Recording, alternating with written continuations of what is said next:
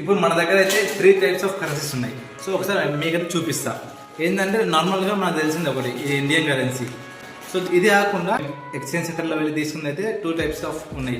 ఒకటి డాలర్స్, ఇది మన ఇండియాలో కూడా మేము ఇక్కడ వచ్చేటప్పుడు అక్కడ కొంత అమౌంట్ ఇచ్చి ఎక్స్చేంజ్ అయితే వేసుకున్నాం అనమాట. సో ఇది వచ్చేసి $50 అండ్ ఇది వచ్చేసి $20. నార్మల్గా మనం చూసుకున్నట్లయితే ఇప్పుడు $1కి 80 ఆర్ 85 సంథింగ్ చేంజ్లో అయితే మన రూపీస్ అయితే నడుస్తున్నాయి. అండ్ ఇది వచ్చేసి 1 JD. JD అంటే జోడియన్ దినార్. అండ్ ఇది 5 JD. ఒక్క JD వచ్చేసి మన ఇండియన్ రూపీస్లో 122 ఆర్ 121 రూపీస్, అంటే ఇది చేంజ్ అవుతుంటుంది అనమాట.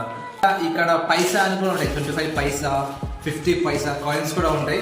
అవి మీకైతే ఫోటో వేస్తే చూడండి కావాలంటే.